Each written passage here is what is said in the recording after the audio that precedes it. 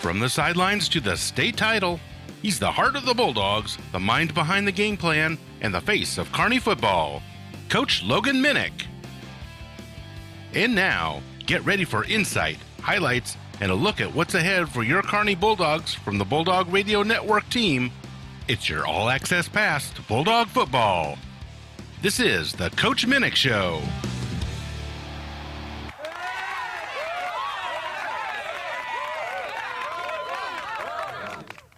All right, thank you for that. They stopped clapping for some reason, Brian. I think the minute we came on. If you're here for the Coach Minnick Show, you came to the right place. And if you expected to see Jim Dickerson today, you're not surprised, obviously. But yeah, Jim Dickerson is here. I want to introduce him first because it's been a while since we've seen you. Good to see you back, buddy. Glad to be back. He's very busy, and I admire that in a man. You shouldn't. Now let me go backwards because I have to say hello to Brian Watts, the producer-engineer of this very show, and without him, nothing here happens. And Coach Minnick and me and you, we'd have to stand here and sit here and talk to each other, drink coffee. That'd be boring. We had a great big win the other day, Coach, and they're all big. They were at least leading up until now. It was huge to see Grain Valley go down to the Bulldogs at the score of 28-14, which I was mentioning to one of these guys earlier before the show. It felt like that the week before should have been the North Kansas City score, and the North Kansas City score should have been the Grain Valley score, if that makes any sense at all, and I think it does to those who were there. But it is, to me, that was one of the maybe the toughest team we've faced this year. It's hyperbole at this point. Nobody cares about that. But terrific job, as always, and a tough team that you guys beat the other night.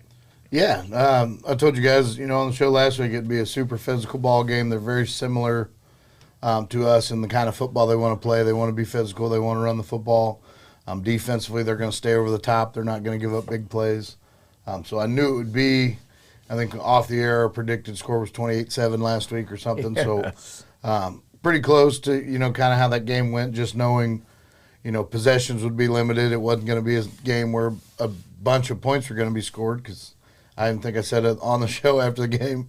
Walking up to halftime at 7:50, it's like, oh, man, we're going to be out of this game by 8:30 tonight, just with the way the teams wanted to run the ball and the way the game was flowing. So, but, yeah, proud of our kids' effort, proud of the month of football we just finished with. When you go 4 teams in a row that are all ranked in the top 10 in their classes, and 3 of those 4 are Class 6 or Class 5, that's a meat grinder there to get through. And I'm proud of the way our kids handled that. And because we're bumped and bruised and banged up. You can tell we've been at war for the last month. So I'm really proud of our kids' effort. Anytime you beat anybody in a class above you, regardless if they're ranked or not, it's a pretty big deal. And, we've had a really good month here of football.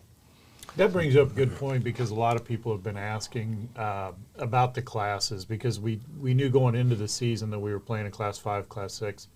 But people didn't really think about it. And now that the games have happened, a lot of people are asking, how are these classes determined? Why are there the different classes? I know when Mike and I went to school, what were there, 3 classes, maybe 2? And I do know this. Why are you laughing? When we were in school, and Mike would tie his horse to the front, a Class 3 would never play a Class 4, and a Class 1 could barely even field a team. How do they do the classes now? And then how do you end up playing at Class 4, Class 5? Or, I'm sorry, Class 5, Class 6? Yeah, I got really distracted thinking about Mike and his leather helmet. But, Well, he didn't wear a helmet, and that was the problem. Well, I did, but I ran cross country. Yeah. You guys were like the first ones with helmet when one player had the helmet, and that's how you knew who was getting the football. But, yeah, it's pretty crazy how classes work, and it changes year to year, and then you add in private schools. It's pretty complex the way they do it. But with us, with Missouri, the top 32 teams in enrollment are going to be in Class 6. And then they have 38 teams in Class 1, and then they just even out everything in between. So Class 2 through 5 are all, around 55 to 56 teams. And that's just based off enrollment. Now, when you get to the private schools, they have a 4-year window of if they make it past district championship, they accrue points, and those points can bump them up, based off their enrollment. So they start in their normal enrollment, but if they have a success factor, they go up. So it's pretty crazy, and we've talked about it several times on here, the way the Suburban did the conference, they kind of hurt some Class 4 schools by making it, we had 28 teams, and they went 8-6, 8-6 instead of 4-7s. Well, so then that middle upper conference needed 4 non-conference games, and so did our conference, and that's who you have to match up. And that whole conference is Class 6, and the majority of us are 4, so it just kind of worked out that way that's how the Suburban had to schedule it. But, we love the opportunity of that. I wish we could have the opportunity to spread them out a little bit so they're not all, bunched together at the same time. But again, no, it's been really good for us because I think, we've proven we're pretty battle tested. I think we've shown, we can find ways to win football games. We can win ugly. We can win on offense. We can win on defense. We've made huge plays in the special teams in big games. So love where our team's at because we feel like we can win a game on any of those 3 phases. Last week, I mentioned safety Ashton Bringus. And I went out of my way to say, I just want to mention this guy because I see him on the field. We call his name, his number a lot. He makes a lot of plays. And what do you know? Last week, Ashton Bringus had 9 total tackles and led the defense, Kearney Bulldog defense. So whoever I mention today will also have another game. So let me know when we go to break, and I'll be sure and mention that young man. But let's talk about Ashton Bringus. He's done a great job. Yeah, he's one we've talked about all year. It's his first year starting varsity. He's played receiver. He's played corner. This is his first year playing safety as well. And we've talked about, he's getting better and better and better every week. The Park Hill game, he gave up the 1 touchdown early and then was lights out from that point going forward. And it's just gotten better every week. And he's kind of a guy, because he's surrounded by all these seniors and all these, guys that normally get their name called. And he's kind of that hidden safety that, it's kind of like when they talk about corners. It's not good if your name's getting called because something probably bad happened. But, yeah, he was our Defensive Player of the Week this week as well for us. And we felt like as a staff this was his breakout game of, okay, I've settled in. I can play at this level. I'm not new to the position anymore. So, yeah, really proud of his effort. And he'll come up and tackle. He's not the biggest guy in the world, but he'll throw it in there and hit you. Yeah, I think that's one of the things that we see about, and I think traditionally in a Kearney Bulldog defense is that the secondary can sometimes be some of the toughest guys on the field. I mean, they just come at you, come flying at you, and we've seen it year after year. And I don't know how whether it's the water here in Kearney or whatever. But that's Excelsior Springs. Oh, that's right. Yeah, they have the water. It's not working over there. Just saying. Let's talk about some more of these defensive players. Luke Tucking and Cale Tucking and Mason Beaver all had tackles for loss. Those guys were busy last night. We saw regularly all 3 of those guys in the backfield putting all kinds of pressure on the opposing quarterback and that monster of a tailback they had too. Great job by those guys up front. Yeah, really proud of our defensive effort, and they were running a scheme up front that's something we hadn't seen. A bunch of influence stuff in that really, at times took advantage of how we wanted to play defense, and I think as the game progressed, we started to make adjustments, and the defensive staff is phenomenal at doing that. Coach Brinkley does a great job with those guys of, okay, this is working for them. Let's, make adjustments and take that away. And thought we definitely hit that there in the second half. But, yeah, hats off to their sophomore running back for them. He was a monster. Oh. And he, up until that game, would only get about 20% of the touches. And we found out after the game, their starting running back broke his collarbone on the second play of the game. And it's like, man, I wish he hadn't done that. Wow. And we'd have got the normal one because the second kid that came in was an absolute load, and he's just a sophomore. But, yeah, he ran hard. And but at the same time, I thought our defense made plays when they needed to. I gave up one of their touchdowns was a really short field where I did a bad job as a coach of our, not our field management or field position. I didn't put a guy back on one punt, and we've done that in the past of things, but it really cost us in field position, and we gave him a short field for one of those scores. But yeah, just proud of the overall defensive effort because it was a battle, and Green Valley had 4 returning offensive linemen from last year's team, so they had 4 seniors up front who are road graders that know exactly how to run their offense. They've been running it, so they're just really efficient, and I'm so proud of our guys because that was a battle all night. Yeah, you could see that. I was going to add to what you said, Mike. One of the thing that's interesting is with your schemes, or actually the way your players are, we end up calling almost every player every game. Where in the past, we'll say pre-Minnick, there would be 1 or 2 standout guys, and it's constantly those are the only 2 guys. But you get everybody involved, or I guess from a player standpoint, everybody wants to be involved, and that's why. I mean, talk about it from a coaching standpoint of how nice that makes it that everybody wants to be involved, and they are in every play. Yeah, I think it's a huge deal, and it's something we preach all the time. It's a team football game, and I think our kids understand now in year 4 here of what it takes to be a great team defense or a great team offense. In the past, we had guys, defensive linemen, that would just want to run upfield and try to make the play every time, and they'd get kicked out or trapped or countered. Mm-hmm. Now they understand, if I get a down block, I squeeze, I'm not going to make the play at this point. I'm taking on a blocker unselfishly for someone else. And I think our team really understands that side of it. We don't have, like it's every year we go to the All-State meeting, and we don't have the flashy number of the one guy that has 17 touchdowns and all this. We've got 17 kids with 1 touchdown, or vice versa defensively. We spread it around. But I think that's just a product of the maturity of our kids and them understanding what team football looks like. Yeah, and I think you bring up a great point because your teams always, for lack of better words, no matter what the play is, they seem to stay home. Everybody knows their responsibility and they do it. And a lot of times you see it looks like one of those kids' soccer games with other teams, where the ball goes and there's 30 kids running around it. Yeah. Your guys always are perfect. They know what the game is. You can tell. I know we've talked about it before. They study a lot of film. Yeah, it's it's frustrating at times, like this week especially. Raytown South runs straight man-to-man all over the field, and there's some chances where you can, take advantage of that or motion, and try to pick route or any kind of different things. Well, it's so banged into our kids' heads of when we switch stuff, when we can't ever hit these shot plays in practice that we think are going to work in the game.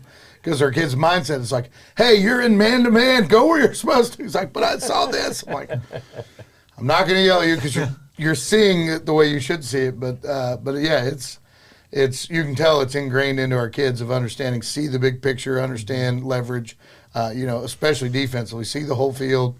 Because, again, I don't think there's many teams that will play that can consistently just line up and be better than we are. So we're going to get every reverse, every trick play, any kind of misdirection, any screen pass.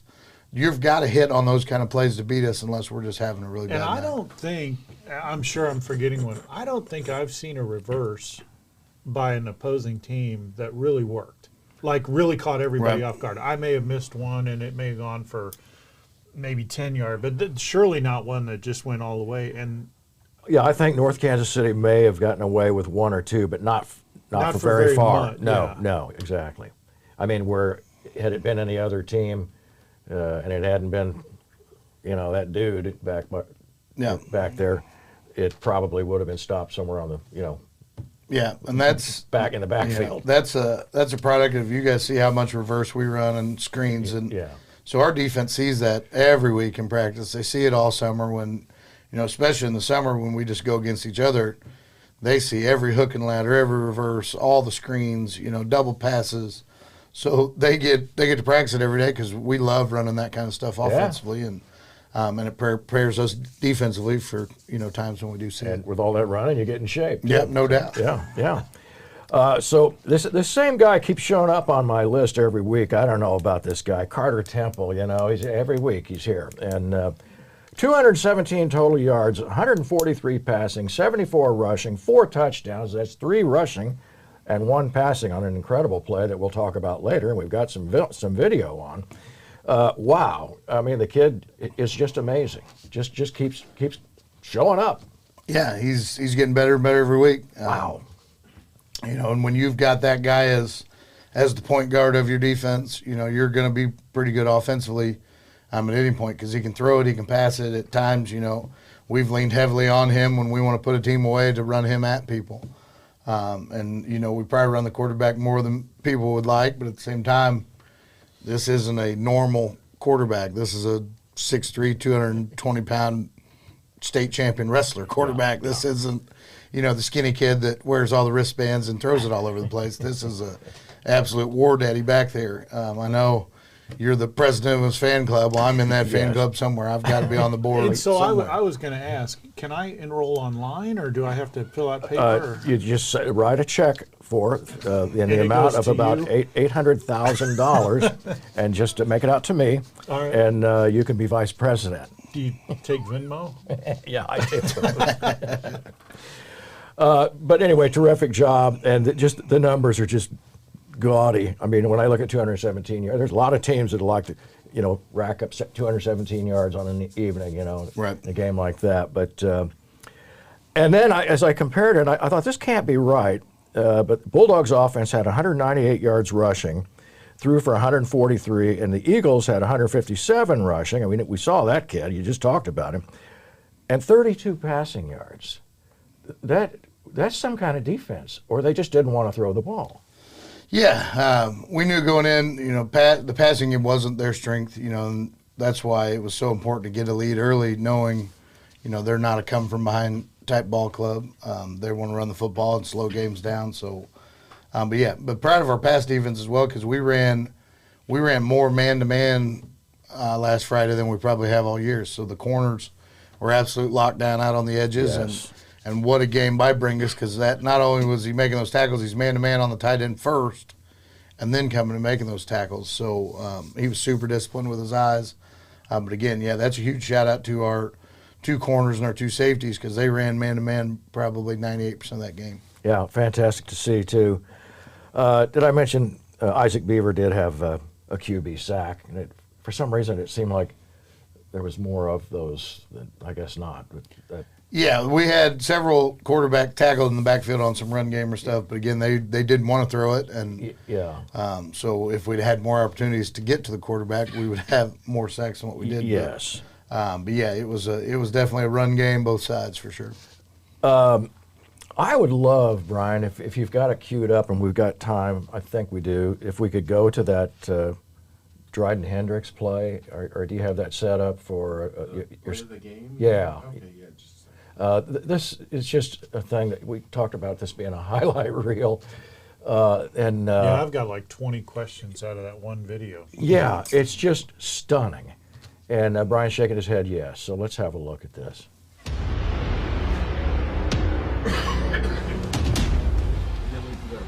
Okay.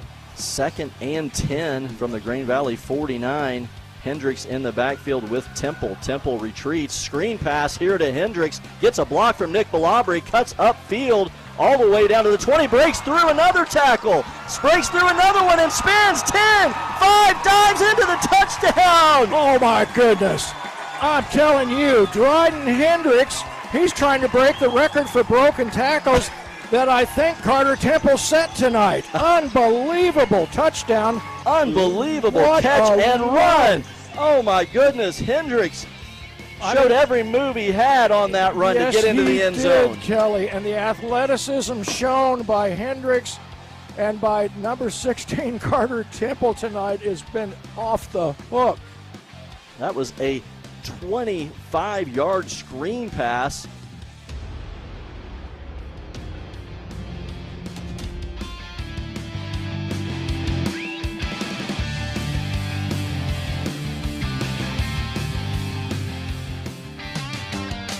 Dings, dents, or a full-on fender bender. When life happens to your car, you can trust the team that's been fixing it right for over 40 years. At CarStar Porter's Kearney Body Shop, expert collision repair, precision paint matching, and detailing come standard with customer care that goes the extra mile. CarStar Porter's Kearney Body Shop, 816-628-5555. 5621, or you can stop in for a repair estimate at 104 West Main Street in Kearney. CarStar Porter's Kearney Body Shop, where your car gets the care it deserves.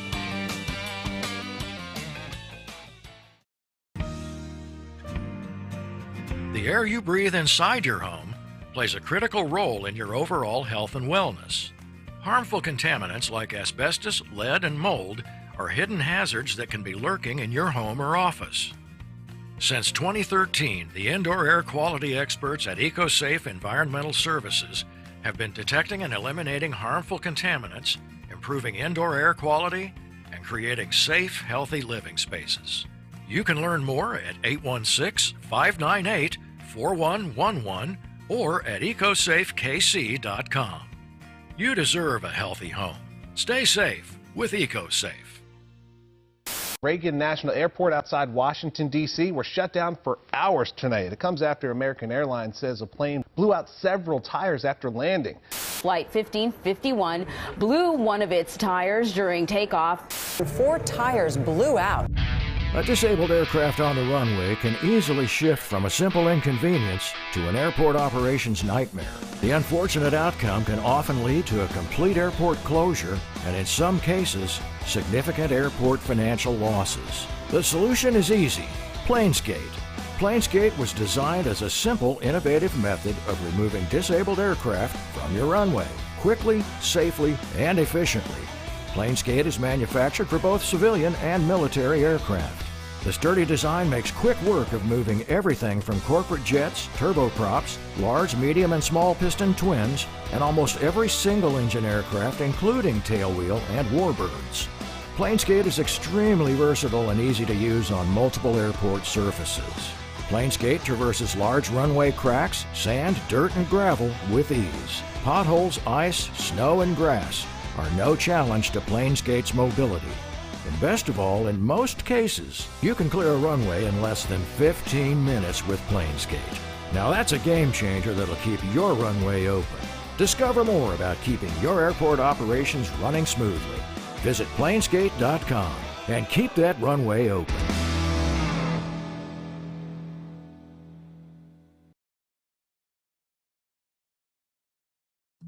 Hey, Outlaw Jim here to tell you about Nextran GMC. Are you tired of confusing prices with advertised rebates that you don't qualify for? And what are all those extra fees added on at the end? At Nextran GMC, they believe buying your next vehicle should be simple and straightforward. Their transparent buying process is designed to save you time and money with no surprises. It's easy, it's honest, and it's all for you. Visit them at nextrangmc.com or take a short drive on 435. They don't just look different than other dealers, they are.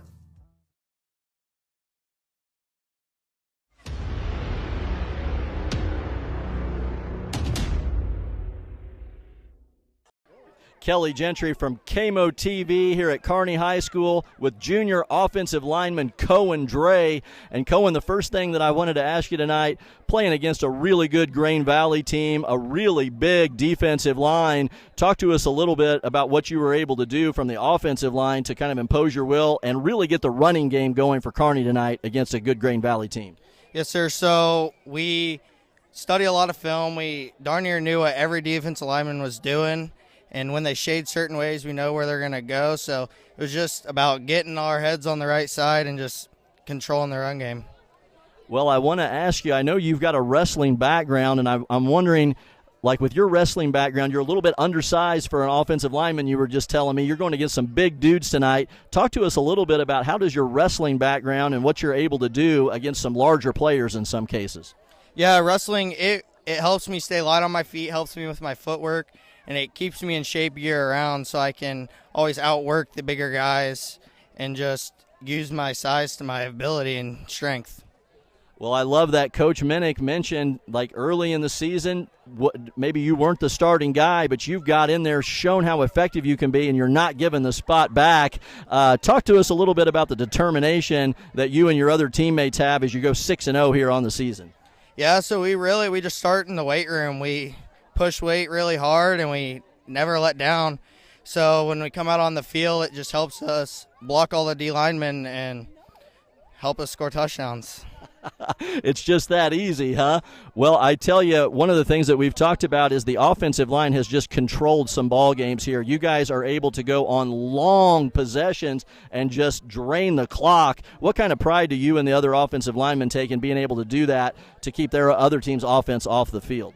Yeah, so if we can just control the clock the best we can, just get 3 yards, 3 yards, 3 yards, 3 yards, we'll just get first downs rolling down the field, and we'll just shave the clock off slowly. Well, congratulations. Kearney goes 6-0 on the season in this big win over Green Valley, 28-14. Kelly Gentry with Cohen Dre here from Kearney High School.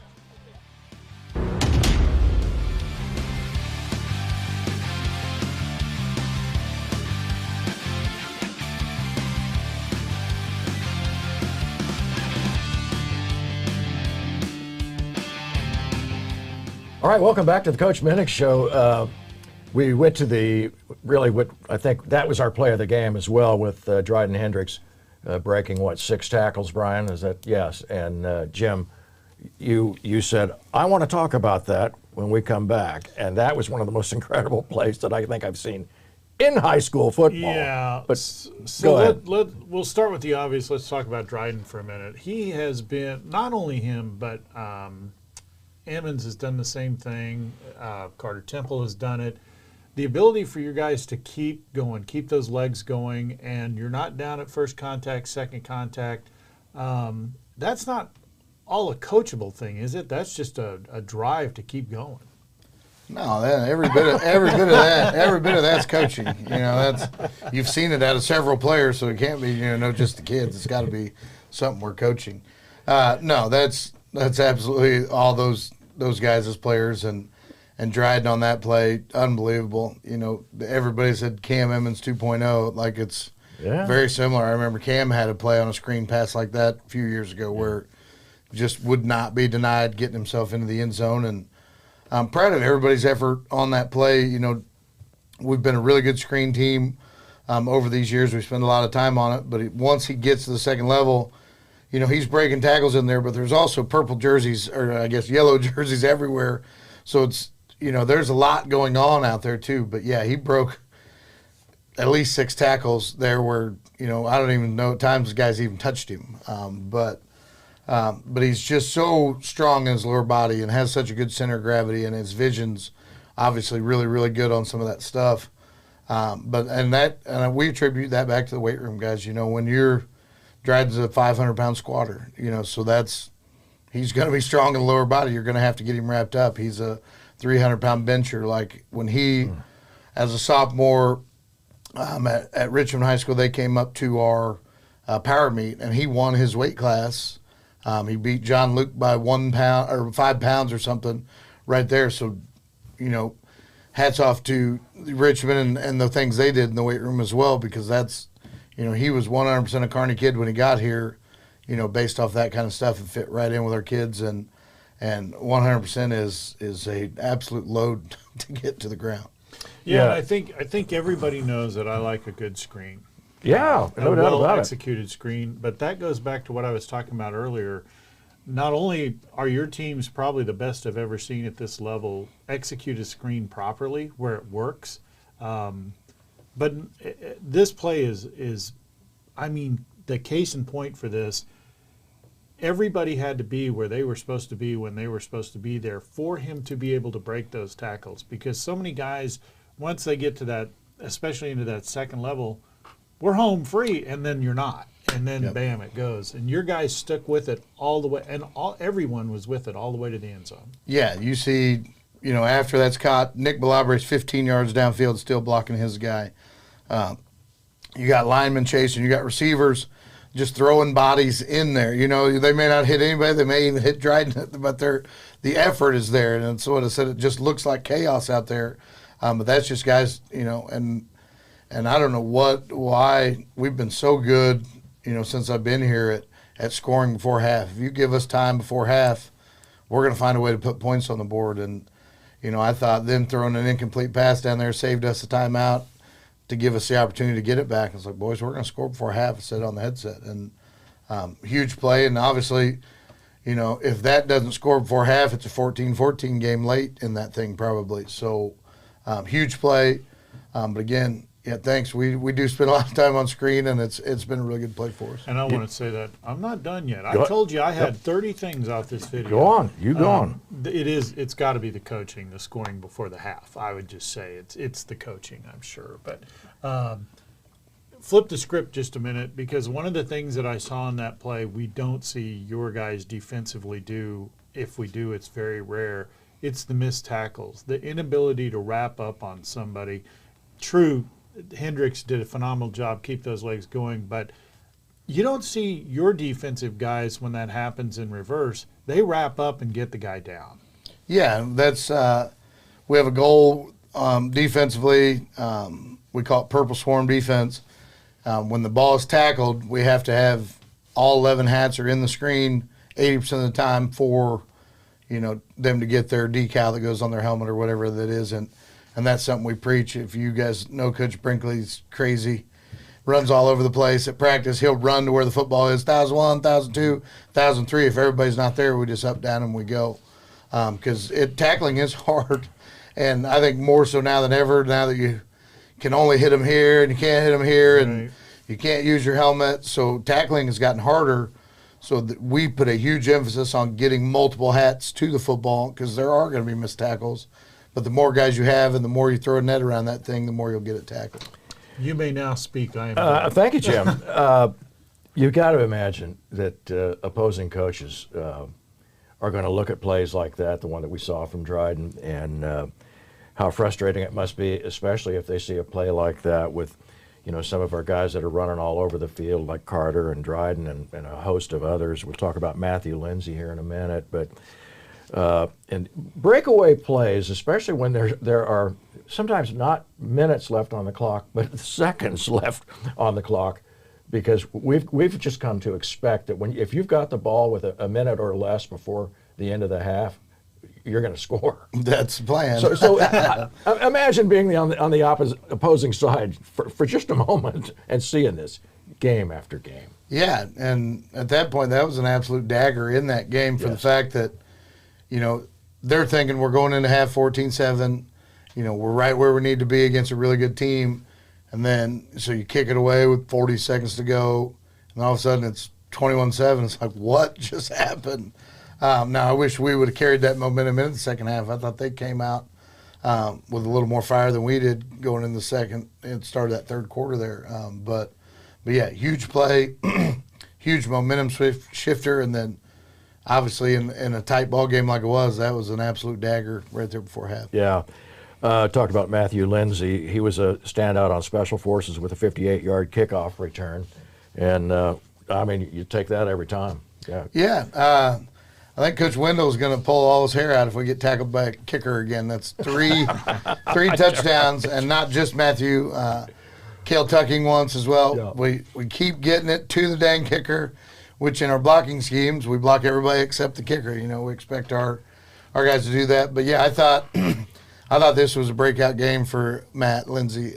Finally, we've been sprinkling him in, and he's been getting going, and he's getting more comfortable with the scheme. And then with Corbin being out the last couple of weeks, he's gotten more reps in there, which has been great for him. We want Corbin back, but great for Matthew to get those reps, because now we've got another horse back there in the stable that at any point we can use and deploy. And he's got that elite speed. We've talked about him several times. He had the kickoff return. When they go down and make the game 21-14, we go on a long drive. He had a 48-yard run on a counter play there up our sideline. Great player for us, huge player. He's got that home run ability every time he touches it. It's just getting better and better and better every week. Yeah, and Kelly and I have mentioned it a couple of times, I think a couple of weeks in a row on those kinds of plays. And not just on a kickoff return or a punt return, but we'll see on a turnover or even ordinary plays where a running back finds an opening, and when the rest of the team recognizes that he's got a chance, he could go on this one and take it to the house, all of a sudden we see this wall built up along the sideline that looks just like it's a kickoff return, and it looks like it's coached for that. But it's like everybody knows, like you mentioned earlier, Jim, everybody seems to know where to go. And we look at this thing, and analyze it a second or two later, and it's like, hey, wait a minute, that looked just like a kickoff return. So how do you do that? Coaching. Just coaching. We spent a lot of time on it. I mean, I know, our kids probably feel like they practice a little bit longer than everybody and spend more time. We definitely spend an obscene amount of time in the film room and those things, and it correlates. It's easy to sell it to parents, and why do you have my kid this long, and some of those things. But when you can show, there's a direct correlation between what we practice and how we practice and the way we do things as it translates to the field on Friday. Well, it shows. You were going to talk about Cohen Dre a minute ago. We saw his interview a second ago. We saw his interview a minute ago, but one of the things that I think is interesting is we've talked about the kicking game. Right. And he has been phenomenal. Just perfect all year long. Yeah, and that's a huge weapon to have until you don't have one. Anytime you're not worried about the snap's going to be on the money, whether that's on the way we punt or the way we kick field goals, not worrying about that is huge. And we've had, him and Brad did it all last year, so their timing, their hands, everything, they've worked, and they spend extra time, before and after practice working that stuff as well. And then hats off to him as well he was not going to be the intended starter on the offensive line to start this year, and we had a couple guys banged up. So he got in there and is not giving that job back, and I don't see him giving that job back. He's just so scrappy. As Kelly mentioned, he's undersized in there, but he's got a wrestling background. He knows how to keep his feet under him. He's got great pad level naturally, and then he's just tough. There's a lot to be said for he may be undersized, and it reminds me of the Dan Campbell of the Lions. He'll get in there, he'll bite a kneecap, he'll grab a leg, whatever it takes in there for him to get the job done. He's that gritty kid that's going to jump in there and do that. And it's so funny to see him. He's like 230, 240 right now. He wrestled at 165 last year. So he's two completely different kids when you see him on the wrestling mat. But yeah, he's been a phenomenal player for us, and including the long snapping has been huge. Yeah, and I don't think sometimes people lose track of a kicking game. There's 6 components that have to be perfect for that to all work. And the timing has to – it's not as easy as it looks. And nobody thinks of the long snapper. But exactly, and that's step one. Yeah, If the snap's too high – we see them all the time. Snaps over people's head. They hit the ground. They bounce. They skip. But the other thing is, too, the kicking game, especially now, is so important. Every point counts. So you talk about missed extra points, missed field goals, or the inability. We've seen a couple teams that – they could be at the 12-yard line, and they're like, we're not kicking a field goal from here. It's way too far, Those points become really, really valuable. Okay, so we've played, I mentioned this after the game, Fort Osage, Smithville, Park Hill, North Kansas City, and Grain Valley. You're 6-0, and we're finally at a point in our schedule now. We're getting ready to face why am I going blank? Raytown South, that's right. Big words, bird. And in a way, let's be honest about it, it feels like you could relax a little bit, but I know you're going to tell me that nobody's going to relax. But the truth about it is this is a team that's not one of the best teams in the city, and that's putting it mildly.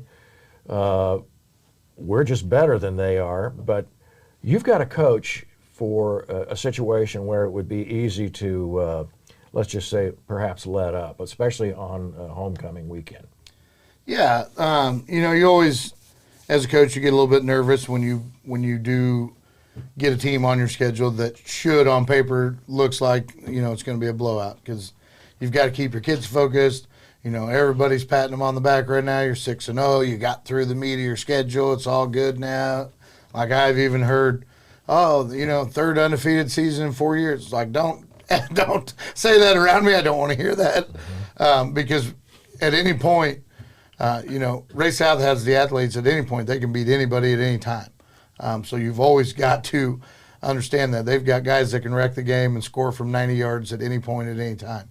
The same way they can take the football away and go the other way with it. And then in the special teams, they've got a guy that we're not going to kick it to that guy. But if we make the mistake or the ball finds that kid, at any point, this could be a ball game. And that's the same way with Winnetonka next week, and then Excelsior the following week. So we've got a long way to go before any of that, and I think our kids understand that. But our focus this week, we told our kids we are going to get better this week, regardless of who's on the schedule, because we don't feel like we played our best football against Green Valley, and we don't feel like we've put all three phases together as a complete game here in a while. Like we've had, obviously, the Park Hill game, unbelievable defensive showing.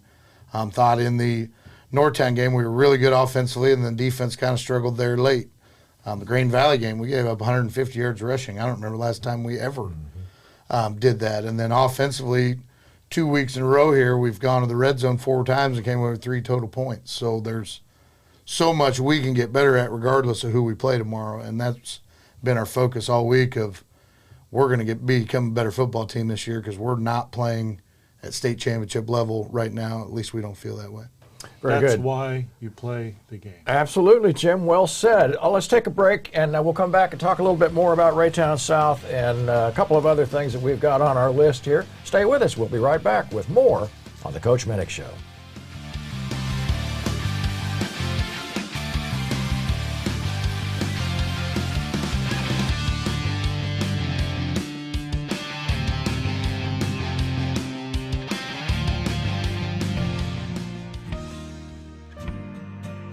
The air you breathe inside your home plays a critical role in your overall health and wellness.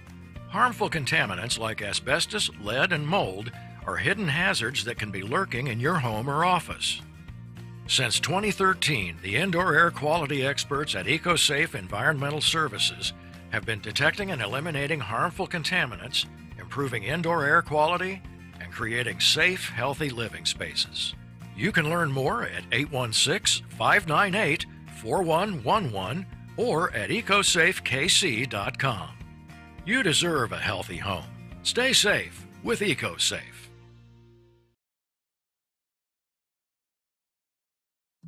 Hey, Outlaw Jim here to tell you about NextTran GMC. Are you tired of confusing prices with advertised rebates that you don't qualify for? And what are all those extra fees added on at the end? At NextTran GMC, they believe buying your next vehicle should be simple and straightforward. Their transparent buying process is designed to save you time and money with no surprises. It's easy, it's honest, and it's all for you. Visit them at nexttrangmc.com or take a short drive on 435. They don't just look different than other dealers, they are.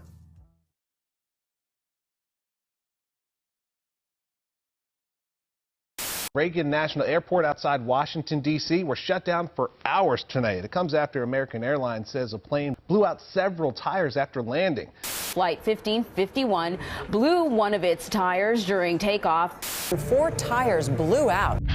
A disabled aircraft on the runway can easily shift from a simple inconvenience to an airport operations nightmare. The unfortunate outcome can often lead to a complete airport closure and, in some cases, significant airport financial losses. The solution is easy: Planesgate.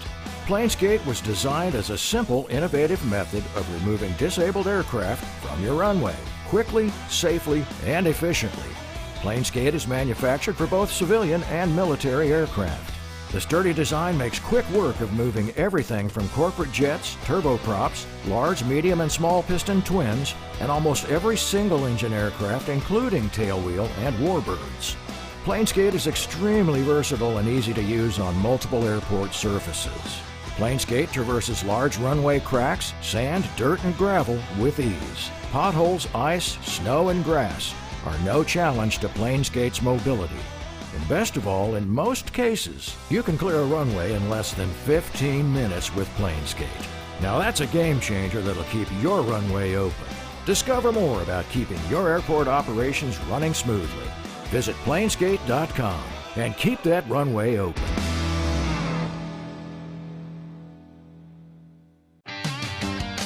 Dings, dents, or a full-on fender bender. When life happens to your car, you can trust the team that's been fixing it right for over 40 years.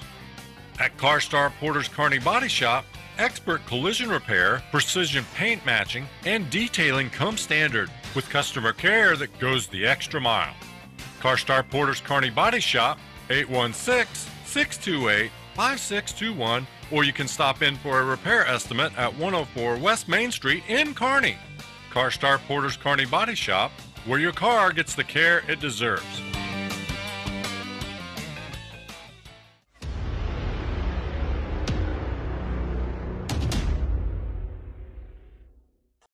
Kelly Gentry for KMO-TV from Kearney High School. Kearney defeats Class 5 Grain Valley by a score of 28-14. Joined here by senior linebacker Connor Dampier, who just had a tremendous game tonight, as well as the entire Kearney defense.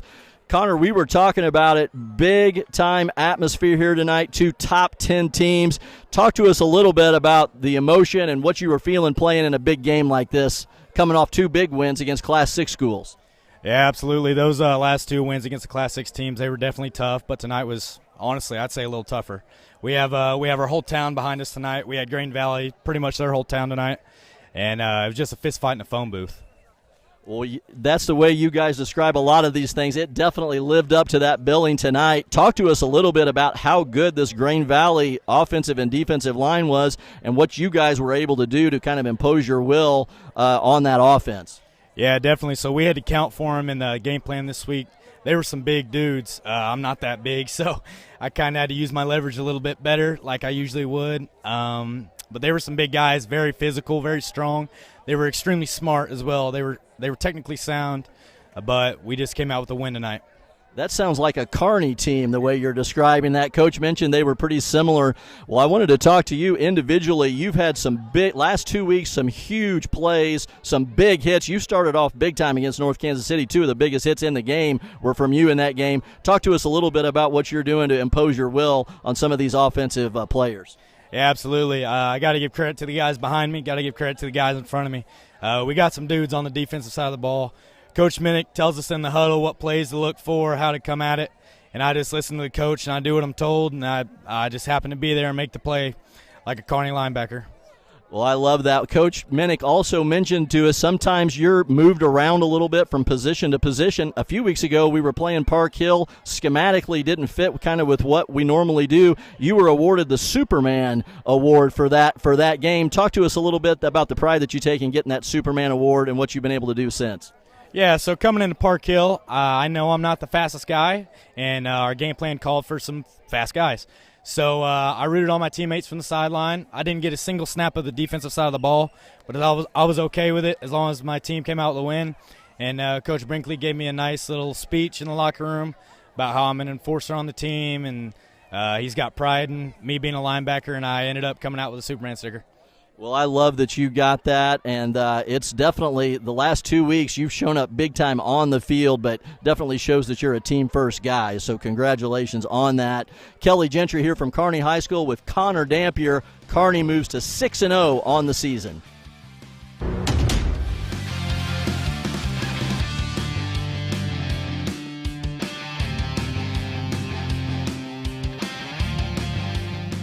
All right, welcome back to the show. Connor Dampier, looks like he could might have a future in broadcast. I thought he did a real nice job out there. He's got the voice and everything. Nice. So yeah. We want to go to Brian, if we would. Let's go to the Conrad's Player of the Game and this week, and that is Mr. Nick Balabre. And what a force that guy has been. And what he said, he put on 40 pounds of muscle this year, and my goodness, and really got after it in the weight room. He told us that earlier in the season. And we've seen the net result of that in these last 6 games. And the guy he's just a man among boys and plays really tough. Yeah, that's our Seabiscuit, yeah. boys, and I love that. Every year we've talked, when you had your Carter Schmidt year 1, then you had our Joe Schranz. This year it's Nick Balabre. When we need 2 yards, the ball's going to be ran behind Nick, and that's no disrespect to the other side of the offensive line. And Nick has stepped up huge these last 2 weeks because his counterpart, Callum Bomar's been dinged up the last 2 weeks. So we've definitely had to rely on our one senior tackle.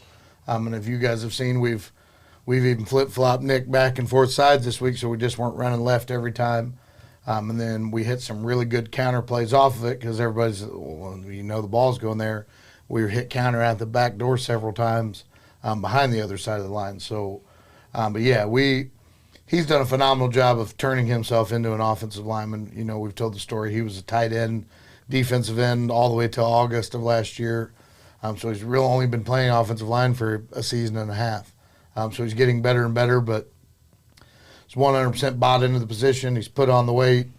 You know, he's got several Division II offers right now to go play, so he's going to get college paid for to go play somewhere, and he's starting against some bigger schools, starting to sniff at it as well. So, and a kid that 100% deserves everything he's getting right now because he's put himself in this position. If somebody tells me at his senior year that he put on 40 pounds of muscle over the summer, that would indicate to me as a recruiter that that guy's got the capability of putting on another 40 pounds of muscle. You know, you haven't, whether you think it or not, when you're a senior in high school, you really haven't stopped growing. And a kid like that looks to me like somebody that could just be an absolute beast. Yeah, he's 6'3", 285 right now. Right. So he's a grown man now, but he's going to get bigger. And, right. But again, as you said, that shows, you know, colleges what kind of caliber kid they're going to get, what kind of worker they're going to get, a kid who's dedicated to his craft. Because, again, you know, the kid's only played offensive line for 20 games in his life. It looks like 20 years. So he's only going to get better and better. Yeah. Thanks, by the way, to Conrad's, who has a very large menu, and we're all very large as a result of that. Thank you for that. No, great job. I just love seeing Nick out there, and he's always so serious. He scares me a little bit. Yeah. You know, I just smile a little bit. Don't be so scary. I mean, I think that's what he does out on the field. He's just all business. All business all the time. Just love him. Yep. Yeah. Well, Jim, go, buddy. It's homecoming. Oh boy, here we go. Here we go. Always a distraction, and I know you love it. How do you work through the distraction? It's the most wonderful time of the year. No, it's love. I love what homecoming stands for. I love that you get more alumni back for this game than usually any other game you would get. It's a huge deal. You know, it's a huge community pride deal. Love every aspect of that. All the distractions and stuff always makes you nervous as a coach because it's not a normal week of where you get locked in. Like last night, we had half the team was dressed as cheerleaders, and they're jumping up and down for the Powder Puff game, which is always fun. But you know, my first year, we had a player get injured being a cheerleader in the Powder Puff game, so we had to go through all that. No jumping, and then I see the pictures today on Facebook, and they're doing triple split backflip reversals. So always something to worry about. But always love the parade. We're gonna have phenomenal weather for the parade tomorrow. Finally, felt like every year it's 90, and our kids are like it. Feel like they're just rotisserie chickens out there as we just stream them through the streets when it's 90 and we don't have water. And I'm always nervous like we're gonna get dehydrated. You know, it's always something. But no, excited for that tomorrow. Excited to have more fans back. Excited for the parade. I love driving through the parade. That's always fun. But again, it's a cool deal. Once the boys understand our job is to win the football game. Homecoming's awful if you lose homecoming. Ask Park Hill. I was going to say Park Hill. But it's definitely fun time. Excited. We had 4 of our boys that were up for homecoming king. So that's always exciting. That tells you what the kids in the school think about our football kids too. Shout out to Brad Dahl. Brad Dahl was announced last night as homecoming king. Oh, awesome. I didn't know that. That's exciting. We'll take all the accolades we can get, whatever Now, it is. Hang on just a second, though. With it not being Carter Temple, are you okay? I'll be all right. I just wanted to just give me a minute here. I might need a tissue. As a coach, though, so the Powder Puff game yesterday, it's got to be a good feeling to see your kids teaching the stuff you taught them and going, they listened. Yeah. Oh, it's hilarious at times because we officiate it, so we're out there on the field, and when the girls aren't running the play the way the boys want them to, and they're like, "What are you doing?" I'm like, "See how that feels? You see how that feels when you don't listen." Yeah, it's frustrating, isn't it? Coaching isn't so easy, is it? At the same time, and then the senior girls ended up beating the junior girls 6-0 in the championship last night, and they ran like our Smithville special or whatever you want. They hit a girl on the sideline and snuck her on and threw her a touchdown right there at the very end to beat the juniors. And, of course, the juniors are blaming the officiating, and the seniors are like, we got that play from you. It's like, yeah, it's about time you guys listen once in a while. But no, that's all that stuff's fun, and the girls love it. And I know all the, the softball and volleyball coaches are extremely nervous with their girls out there, because they want to tackle each other and bite and scratch and claw, and that's their opportunity. I'm out there recruiting, like, yes, you can play receiver, you can come play linebacker for us. But yeah, it's fun. It's something that, in the future I'd like to see Kearney get into. If you're seeing it more and more now of girls flag football blowing up. Like, there are several teams in the city now that have girls flag teams, and we could, just judging off what we had out there last night, we could build a pretty good one. How was the officiating in the game last night? There weren't any gripes. I don't know. Coach Brinkley, I think, missed a call or two, but I was spot on. I can promise you that. And have you ever seen Mike in a cheerleader outfit? Because there's pictures out there. Just saying. Even if he did, he wouldn't tell you. All right, get ready for Friday night, folks. We're very serious about this. We're serious about Raytown South, and nobody wants to lose homecoming. But think about this for a minute before the game kicks off, if you would. Swing by the 102.7 FM swag table and score your very own free foam finger. There it is. There's Coach Minnick with his finger right there. You're loving that. If you're on radio, I'm sorry you don't get to see that. Then there's Jim with his big finger right there on the screen and saying, no, we're not going to lose. Yeah, thank you, Jim. Score your big foam finger and show your team spirit in style this homecoming. Supplies are limited, so get yours before they're gone, courtesy of your hometown radio station, 102.7 FM. You can also pick up what? Minnick money. That's right. Minnick money. Show us right there, Coach. That's not legal tender, but it's Minnick money nonetheless. But let me tell you why it's good. This coupon is to Stitch of the Time, and it's good for $5 off any purchase of $25 or more, and you can enter it for a grand prize. Get this. This is big-time stuff. Bulldog gear like bleacher chairs pictured right there. Look at those bleacher chairs. That's what this whole thing's worth. That chair's worth this one deal right here.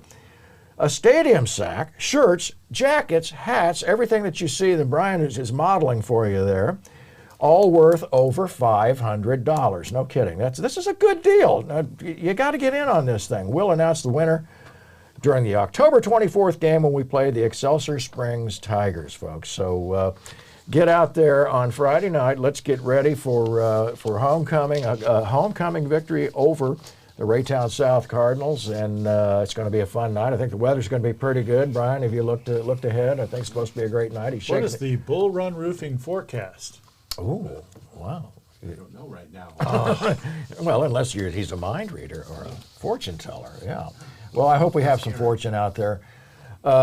Great seeing you again, Jim. Good to have you sitting here on the panel, if you would. And yes. I'll be there tomorrow night. That is awesome. And, Coach, thank you very much. Congratulations on a terrific season so far. Great win the other night. Let's go have some fun on Friday night and hopefully come back with a win. And we'll see you next week on the Coach Minnick Show.